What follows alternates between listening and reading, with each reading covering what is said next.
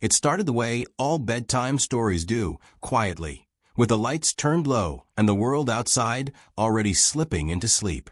Rain tapped softly against the window, the kind of slow, patient rain that makes time feel stretched and heavy. You were probably doing something ordinary when you clicked on this video. Maybe you were lying in bed, phone resting against your chest. Maybe you were driving late at night, or sitting alone with the lights off, looking for something to listen to. That's the strange part. You weren't supposed to hear this story like that. You weren't supposed to hear it at all. This was never meant to be shared. Not as a YouTube video. Not as a bedtime story. Not as something whispered into the ears of strangers, searching for comfort in the dark. It was meant to stay where it began, hidden between old walls, buried in memories that should have faded long ago. But stories don't always listen to rules, and some of them have a way of finding the right listener, even when that listener doesn't realize what they're agreeing to.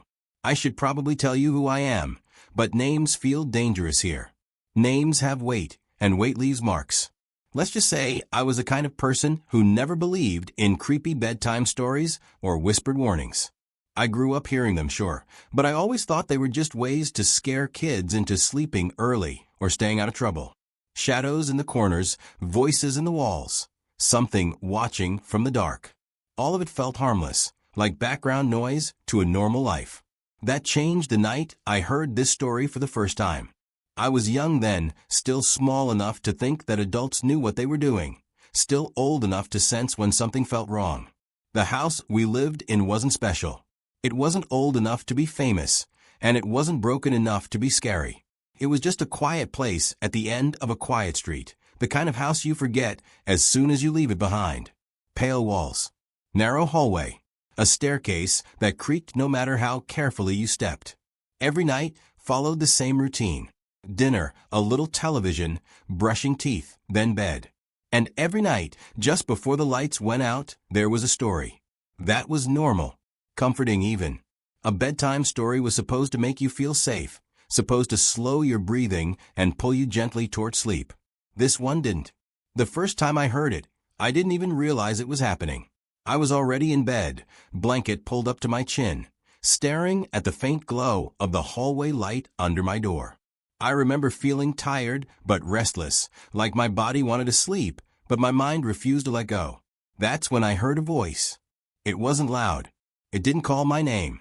It didn't come from the hallway or the window. It sounded closer than that, like it was already inside the room, already aware of me. Calm, slow, patient. Listen carefully, the voice said. I froze. Every child knows that moment, the one where fear crawls up your spine and settles just behind your eyes. I wanted to call out. I wanted to sit up. I wanted to hide under the blanket and disappear. But my body wouldn't move. The voice wasn't angry or threatening. It sounded almost kind, the way a parent sounds when they're trying to soothe a scared child. This is just a story, it continued. But you weren't supposed to hear it yet. That sentence stuck with me. It still does. Because it suggested something worse than danger. It suggested timing. As if there was a right moment for this story. And somehow, I had reached it too early. I remember squeezing my eyes shut, telling myself I was dreaming. But dreams don't feel like that. Dreams don't notice when you're pretending they aren't real. This voice noticed. It paused, as if waiting for me to accept that it was there. Then it began to tell the story. It wasn't about monsters or ghosts, not at first. It was about a child who couldn't sleep, lying awake in bed, listening to the sounds of a quiet house. A child who noticed things other people ignored. The hum inside the walls. The way the air felt heavier at night. The sense that the darkness wasn't empty, just patient. The details were too close, too familiar. The voice described the shape of a room, the position of the bed, even the way the light slipped under the door. My heart pounded harder with every word. I wanted it to stop, but another part of me wanted to hear more, needed to hear more, like stopping would be worse than continuing. As the story went on, it shifted. The child in the story began to hear things too. A voice at bedtime. A story that wasn't meant to be shared. And the voice explained that some stories are alive in their own way. They grow stronger when they're heard. They remember the people who listen. That was when I finally screamed. The lights came on. Footsteps rushed down the hallway. My door flew open, and suddenly the room was normal again. Just walls. Just a bed. Just a scared child shaking under a blanket. My parent asked what was wrong, asked what I had heard. I tried to explain, but the words felt wrong in my mouth, like they didn't belong to me anymore. A voice, I said. It was telling me a story. They checked the room, the closet, under the bed. They smiled in that careful way adults do when they think they understand something they really don't. It was just a bad dream, they said. You probably heard part of a bedtime story, and your mind filled in the rest. I wanted to believe that. I really did. But the next night, the voice came back. It waited until the house was quiet again. Until the lights were off. Until I was alone with my thoughts. This time, it didn't ask me to listen. It didn't need to. It just continued where it had left off, like we had never stopped.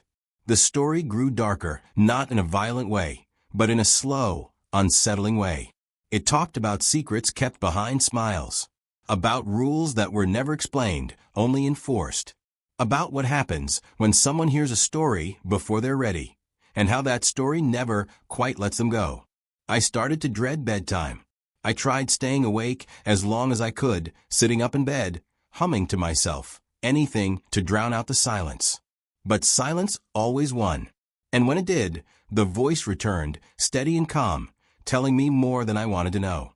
It told me that some bedtime stories are warnings, that they're passed down quietly, from voice to voice, place to place, that they don't belong to everyone, and when the wrong person hears them, something shifts.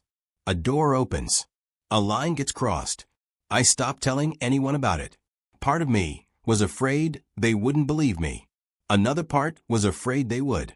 Because what if the story wasn't just in my head?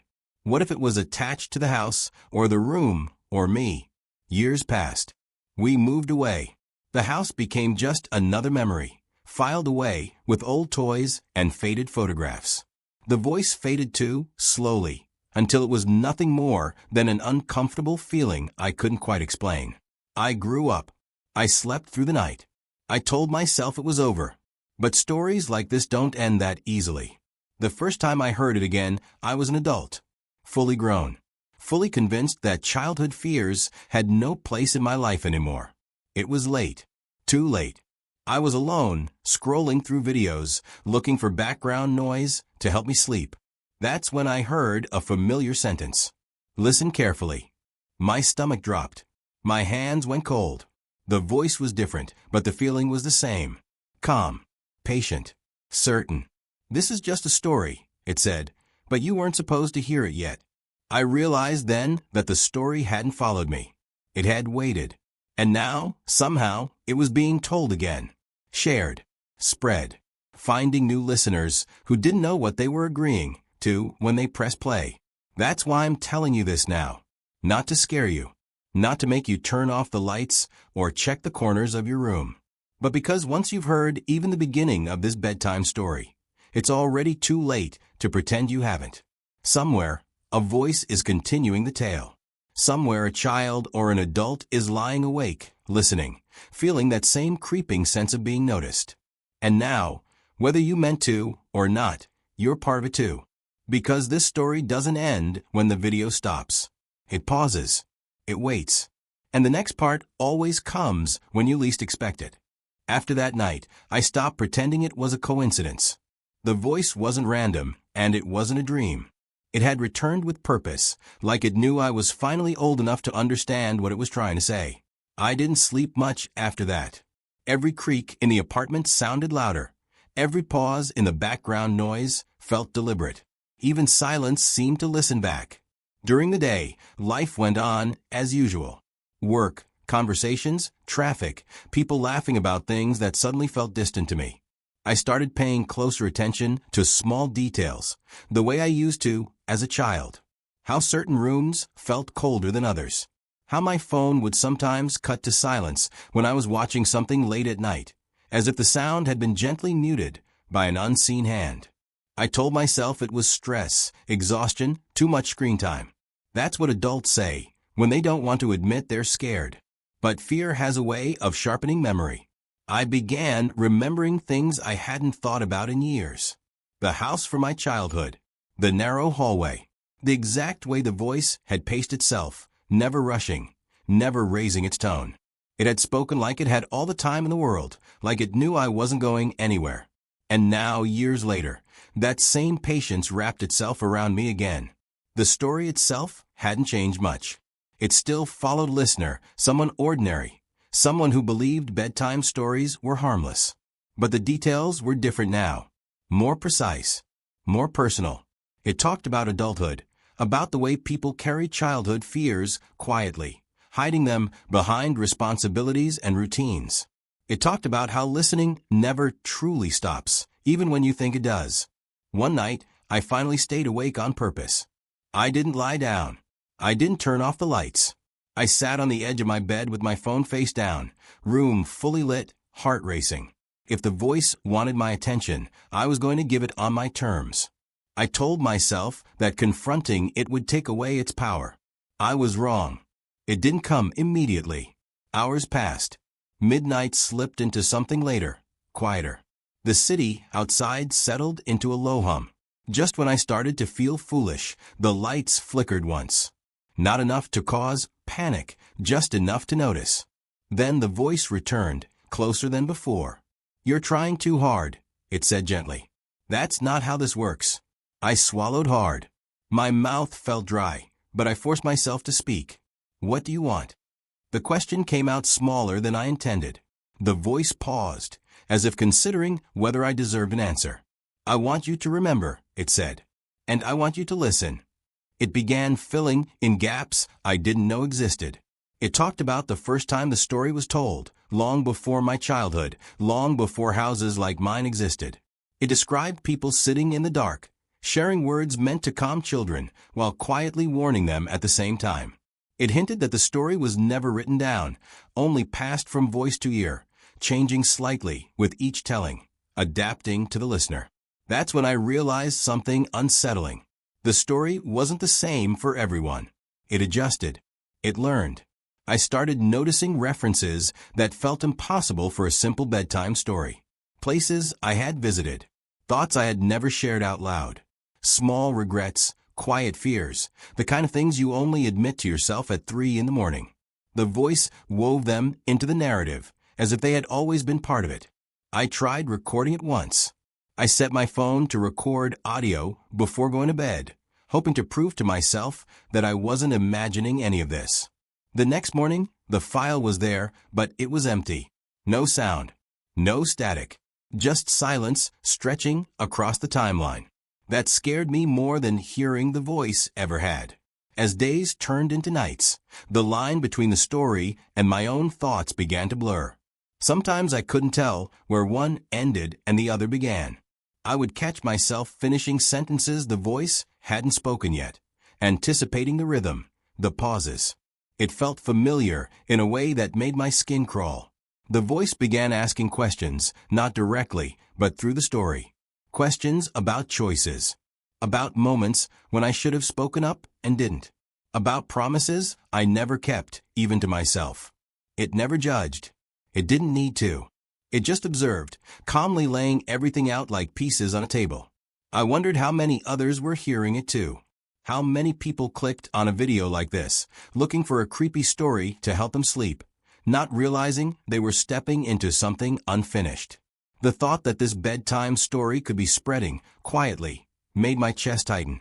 It wasn't loud. It wasn't aggressive. It didn't break any rules. It just waited for people to listen. One evening, while walking home, I passed a playground. It was empty, swings moving slightly in the breeze. I felt that familiar chill, the sense of being watched without seeing anyone. For a brief moment, I imagined a child sitting alone there, hearing a voice they didn't understand yet, carrying it with them into a future shaped by silence and unanswered questions. That night, the story shifted again. The voice spoke about consequences, not in terms of punishment, but in terms of awareness. It suggested that once you hear certain things, you can't unhear them. That bedtime stories are meant to close the day gently, but this one opened something instead. It hinted that the real danger wasn't fear, but curiosity.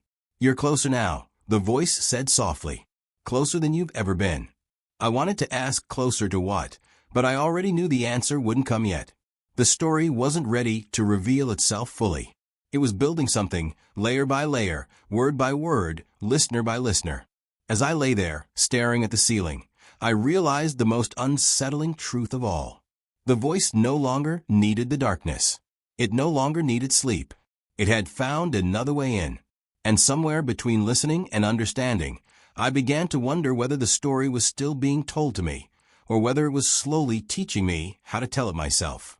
After that realization, everything began to feel slightly off, like the world had shifted a few inches to the left, and no one else had noticed. I still went to work, still answered messages, still laughed at the right moments, but there was a constant awareness sitting quietly in the back of my mind. The bedtime story wasn't just something I heard at night anymore. It followed me into the day, into moments that should have been ordinary. I started paying attention to people in a different way. Strangers on the bus, staring a little too long. A coworker pausing mid-sentence, as if listening to something I couldn't hear. Once, while waiting in line at a cafe, I heard a child tug on their parent's sleeve and whisper, "Who's telling the story?" The parent laughed it off, distracted, but the words hit me harder than they should have. I didn't turn around. I was afraid of what I might see on that child's face. The voice didn't speak every night anymore. Sometimes it stayed silent for days, letting the absence do the work. Those were the worst nights. I would lie awake, straining to hear it, my thoughts filling the gaps. That's when I understood something important. The story didn't need to speak constantly to hold power. It only needed to be remembered. When it did return, it sounded almost pleased. "You're noticing now," it said one night, calm as ever. That's how it begins. The story began to widen its focus. It wasn't just about me anymore. It spoke of others, never naming them, but describing them in ways that felt uncomfortably specific. A teenager listening to horror stories to escape loneliness. A parent playing a bedtime video for their child, unaware of what it carried. An insomniac letting autoplay decide what came next. Each listener was different, but the pattern was the same.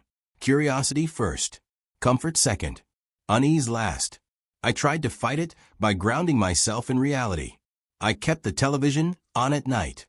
I filled my schedule so I was too tired to think. I even stopped watching story videos altogether. But the story didn't rely on screens. It lived in memory now, and memory doesn't have an off switch. One afternoon, I visited my parents. The old house was gone, replaced by something newer, cleaner, forgettable. Standing on that street made my chest feel tight. I realized I had never asked them about the bedtime stories they used to tell me, never asked where they came from, or why that one voice felt so different. When I finally brought it up, my parent frowned, genuinely confused. "We only ever read from books," they said. "You always had such an imagination." The way they said it felt honest. Too honest to argue with. That meant whatever I heard back then didn't come from them. The story had found me on its own. That night, the voice was quieter than usual. "Some stories don't belong to families," it said. "They belong to moments." I asked it if it was alive. The question slipped out before I could stop myself. The voice didn't answer directly. It never did. Instead, it told a story about a fire passed from one candle to another, changing shape but never going out. It talked about how no single flame owns the light, but every flame remembers where it came from. I began to understand the main conflict wasn't about stopping the story. It was about control. Who decides when a story is told, and who decides when it ends? The voice didn't force itself on anyone. It waited for an invitation, no matter how small. A click, a listen, a moment of weakness at bedtime. One night, something changed. The voice stopped telling stories and started asking me to remember things that hadn't happened to me. Memories that felt borrowed. A dark room I didn't recognize. A different house. A different child. I could feel the emotions attached to those memories. Fear mixed with comfort. Confusion wrapped in familiarity. That's when I realized the story wasn't just learning from listeners. It was collecting them. I started writing things down, not the story itself, but how it made me feel, what it asked, what it avoided. I noticed patterns. It never explained its origin fully. It never described an ending. It avoided certain words, as if saying them would break a rule. And every time I got too close to a direct question, the story shifted focus, moving somewhere safer. There were nights when I thought about sharing this with someone, warning them, but the idea made my throat tighten. How do you warn someone without inviting them in? How do you talk about a bedtime story without becoming part of how it spreads? The voice seemed aware of this struggle. "You're afraid of being responsible," it said once. "That means you understand more than most." That scared me more than anything else it had said, because it meant the story wasn't just something happening to me. It was something I was involved in now, whether I wanted to be or not. Sometimes, just before falling asleep, I would hear other voices beneath it. Faint, distant, not speaking clearly, but present, like echoes in a large room. I couldn't tell if they were past listeners or future ones, but they made the silence feel crowded. The story began hinting at a choice, though it never explained what that choice was. Only that listening was one path, and silence was another, and both had consequences. It suggested that some listeners eventually stop hearing the story altogether, while others begin to hear it everywhere. Lying there in the dark, I understood that the real mystery wasn't what the bedtime story wanted. It was what it was slowly turning me into. And as the voice faded for the night, leaving me alone with my thoughts, one unsettling question refused to let go. If this story was never meant to be heard, then why did it sound so much like it was waiting for someone exactly like me? After that question took root in my mind, everything started accelerating. The pauses between the voice returning grew shorter, and when it spoke, it felt closer than ever, as if distance no longer applied. I could feel it in the quiet moments, in the space between thoughts, in the way my heart seemed to anticipate words before they were spoken. The story began to repeat certain phrases, small lines tucked into different moments, always gentle, always calm. At first, I thought it was my imagination filling in the gaps, but then I realized it was deliberate. The story was narrowing its focus. It wasn't expanding anymore. It was circling. I noticed changes in myself that were harder to ignore. Sleep came in fragments. I would wake up just before dawn with the sense that someone had been sitting beside my bed, waiting. My dreams became vivid, not frightening exactly, but detailed in a way that felt wrong. In them, I wasn't always myself. Sometimes I was the child again. Sometimes I was someone else entirely, listening from a different room, a different time. One morning, I woke up with a sentence already in my head, fully formed, as if it had been placed there. I didn't remember hearing the voice that night, but the sentence felt familiar. When I whispered it out loud, my chest tightened. It sounded like the beginning of a story. That's when I stopped pretending I was just a listener. I began to feel watched in a new way, not like something was following me, but like something was waiting for me to catch up. The voice spoke less, but its presence was stronger. It no longer needed to explain. It assumed understanding. That quiet confidence unsettled me more than any threat could have. The story started referencing moments that hadn't happened yet. Small things at first. A conversation I would have the next day. A choice I hadn't made but was already considering. When those moments unfolded exactly as described, a cold realization settled in. The story wasn't predicting the future. It was guiding it. I tried to break the routine. I stayed at a friend's place one night, hoping a different environment would help. Lying on a couch in an unfamiliar room, I almost believed it had worked. Then, just as I started drifting off, the voice returned, softer than ever. "Location doesn't matter," it said. "Attention does." I didn't respond. I didn't move.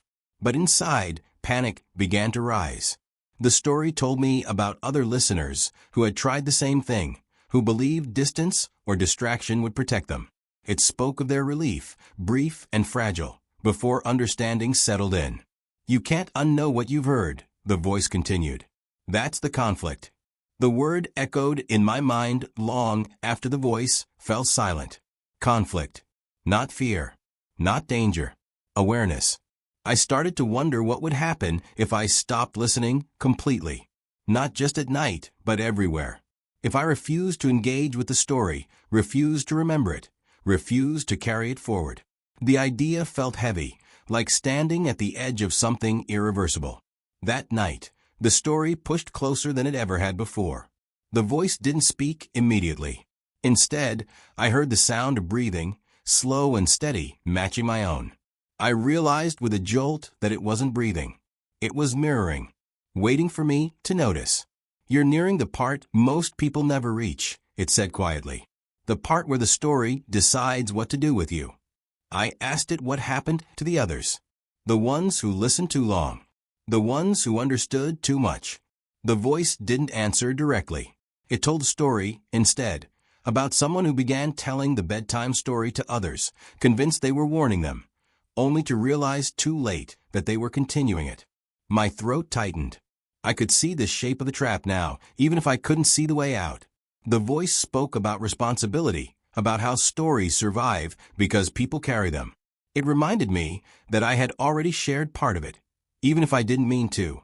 Every time I thought about it, every time I tried to explain it, every time I replayed its words in my head, I was keeping it alive. Outside, the world felt distant. The hum of traffic, the glow of streetlights, the normal sounds of life all seemed muted, like they were happening behind glass. Inside my room, the tension grew thick enough to feel. "You're close," the voice repeated. "Close to understanding why you weren't supposed to hear this bedtime story." My heart raced. Part of me wanted to beg it to stop. Another part wanted answers more than anything else. That internal pull, that need to know, felt exactly like the thing the story fed on. The voice lowered, almost to a whisper. "There's a moment," it said, "when the listener becomes something else. When the story no longer needs to speak because it's already been learned." I realized then that the climax wasn't going to be loud or sudden. It was going to be quiet, personal. A choice made in the dark, with no one else watching. As the room fell silent again, the tension didn't ease. It tightened, stretching towards something inevitable. I lay there, staring into the darkness, knowing the next time the voice spoke, it wouldn't just be telling me a story anymore. It would be asking me to decide what happens next. The silence that followed felt heavier than anything the voice had ever said. It wasn't empty. It was full, stretched tight, like something holding its breath. I lay there staring into the dark, waiting for the next word, the next signal, the next pull. Nothing came. And that's when I realized the most unsettling possibility of all. Maybe the story was waiting for me to speak. The thought made my pulse spike. I stayed perfectly still, barely breathing, afraid that even acknowledging it would count as an answer. Minutes passed. Then longer. Just when I started to believe the voice had finally gone, something changed. Not in the room, but inside my head. A familiar rhythm began to form. The same calm pacing the story always used. Only this time, it didn't feel like it was coming from somewhere else. It felt like it was coming for me. I sat up suddenly, heart pounding, and whispered out loud. No, the word echoed weakly in the room, doing nothing to break the tension. That's when the voice returned, softer than ever, almost relieved. "You hear it now," it said. "The space where the story fits." That was the twist I hadn't seen coming. The story wasn't choosing a narrator at random. It wasn't drifting aimlessly from listener to listener. It was preparing replacements, carving out space in people who listened too closely, who remembered too well, who tried too hard to understand. The voice explained it slowly, like it always did. How the story couldn't exist without being told. How silence could starve it, but only if everyone chose silence at the same time. How rare that was. How humans are drawn to mystery, to creepy stories whispered at bedtime, to unfinished thoughts that promise answers just out of reach. "You thought the danger was hearing it," the voice said. "But hearing is only the beginning." Images began to surface in my mind, uninvited. People sitting alone in dark rooms, telling the story without realizing it. Parents repeating certain phrases at bedtime, thinking they were harmless. Content creators reading scripts they didn't fully understand, drawn in by the promise of suspense and attention.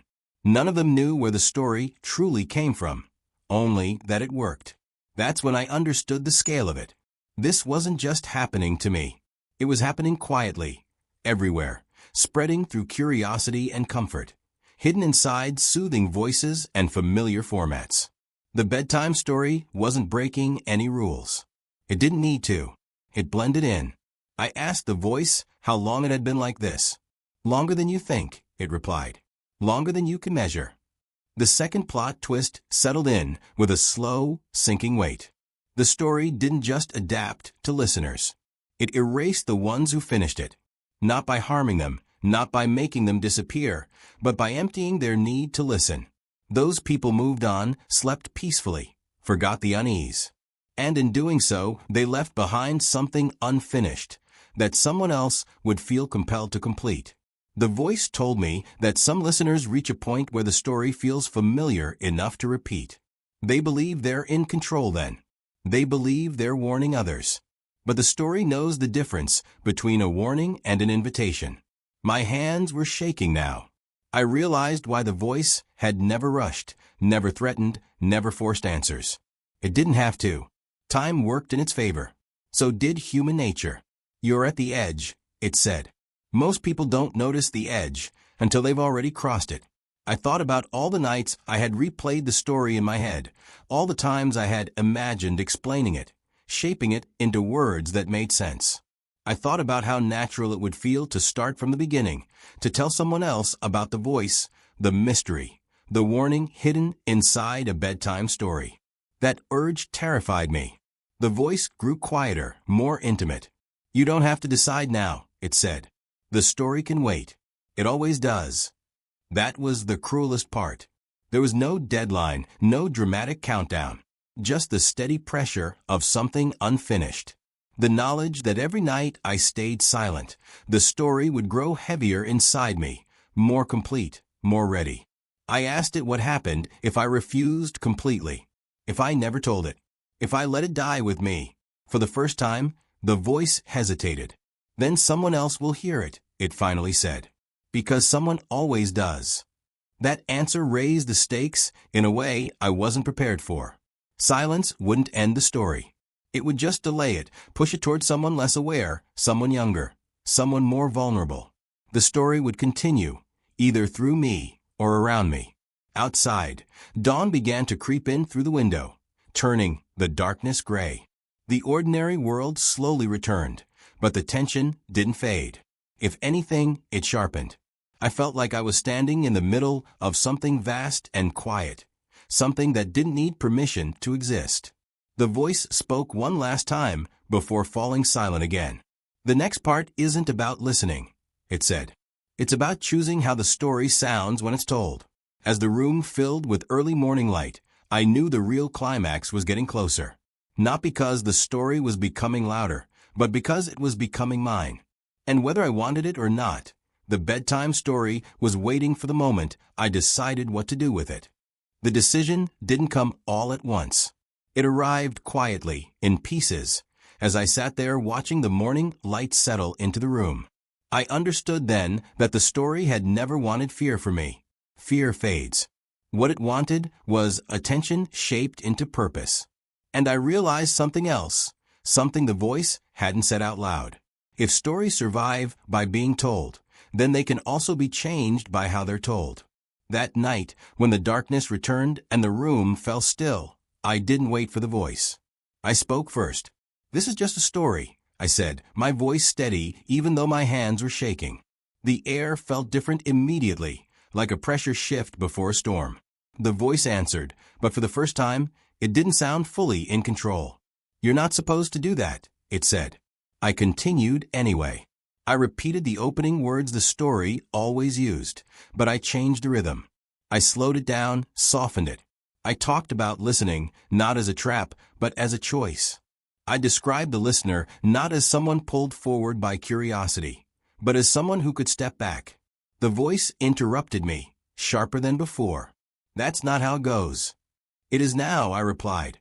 The room grew cold. The shadows seemed to stretch, as if the story itself was leaning closer. The voice grew louder, no longer calm, no longer patient. "You don't understand what you're doing," it said. "If you change it too much, it won't hold." "That's the point," I said quietly. The main conflict snapped into focus then. The story needed structure, repetition, familiarity. It needed to feel inevitable. By changing it, by breaking its pattern, I was starving it without going silent. I wasn't refusing to tell the story. I was telling it differently. The voice pushed back hard. It filled my head with fragments of the old version, trying to overwrite my words, trying to pull me back into the familiar flow. For a moment, I almost gave in. The original story was easier. It fit better. It wanted to be told. But I kept going. I talked about listeners who noticed the story and chose not to carry it forward. I talked about endings. Real endings. I said the words the story had always avoided, the ones it circled but never touched.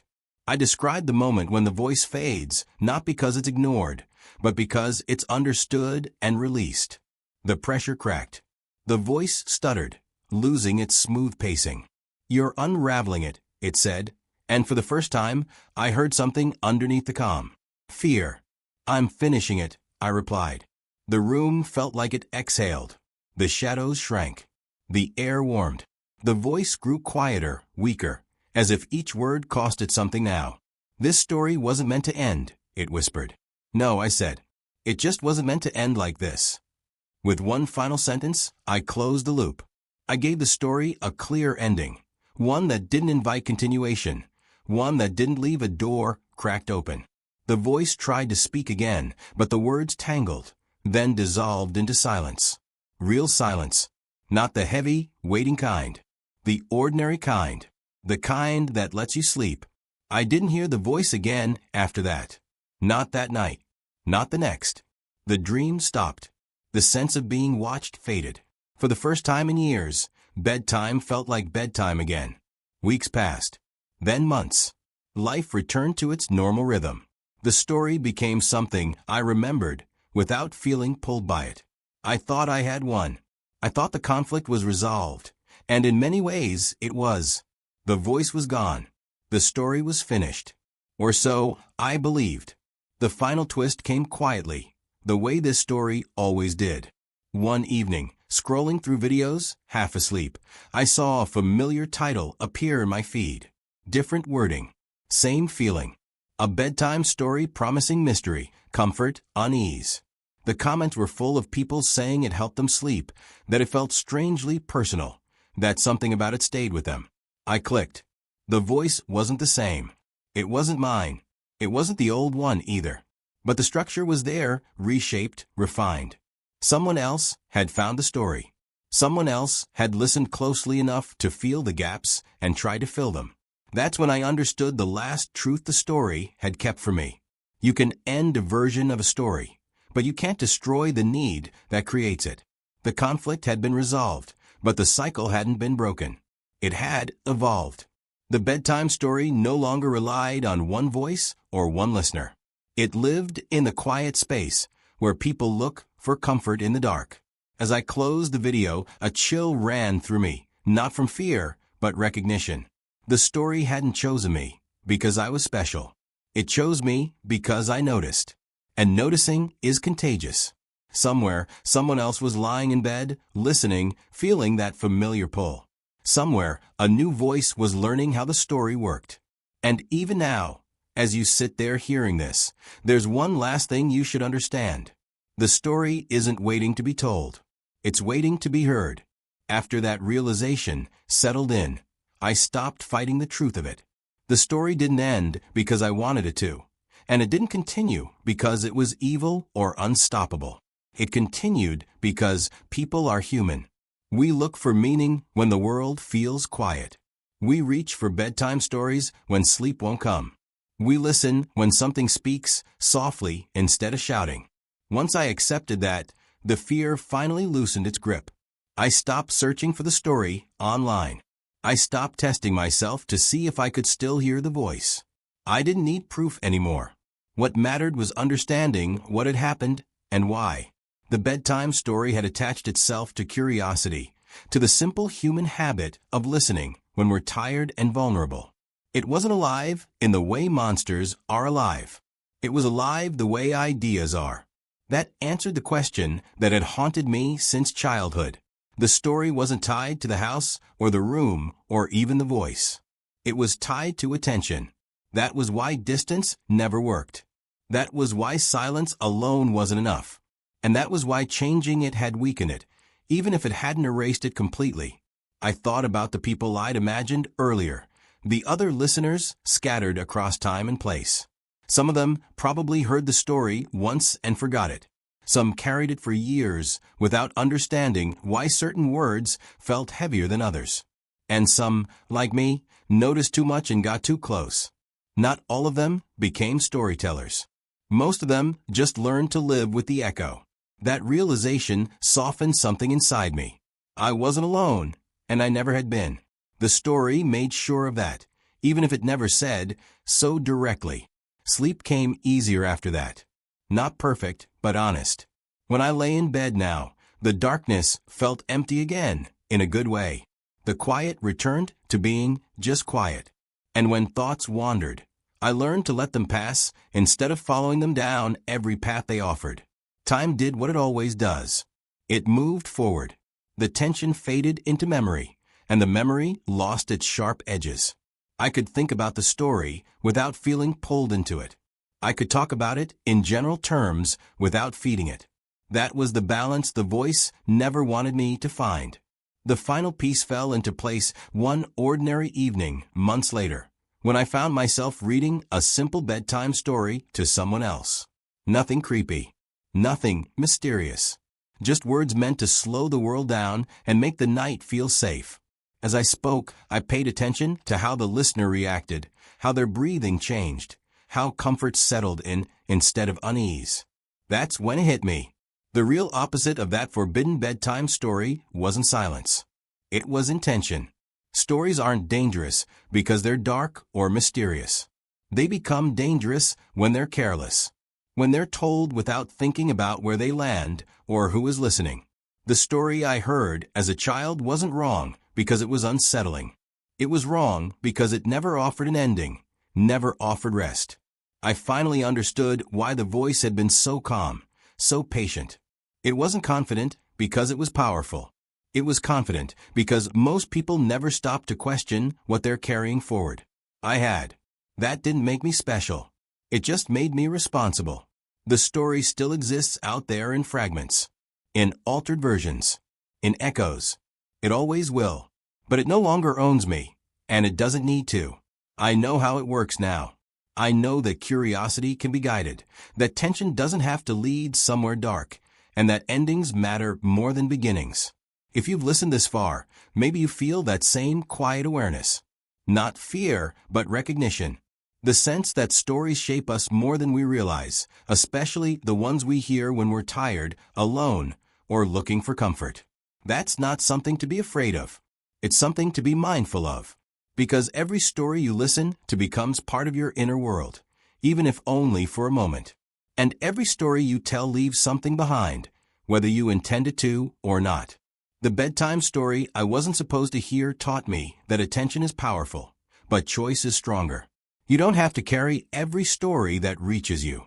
You don't have to finish every unfinished thought. Sometimes the most meaningful thing you can do is recognize a pattern and step away from it. Tonight, when you turn off the lights and the world grows quiet, remember this. The dark isn't waiting to take something from you. It's just space. And what fills that space is up to you. This story ends here. Not because it disappears, but because it's complete. And completion, I've learned, is the one thing a story like that can never take away.